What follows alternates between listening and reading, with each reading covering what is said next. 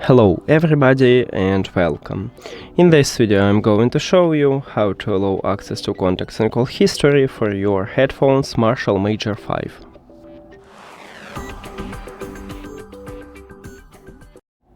You have to start by open settings.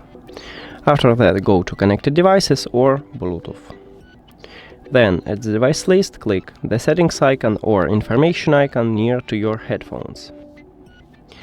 Now scroll down, and I have it almost at the bottom. You may have it at the beginning. It depends on Android phone, and also this name depends of Android phones, because it called on my phone allow access to contacts and call history. On your phone it may be call sharing or contact sharing or something with sharing or something with call. To enable it, we need to tap at the slider near to it if the slider have empty background. And that's it. Thank you for watching this video. If you found it helpful, please consider subscribing to channel and leave the like on the video. See you later.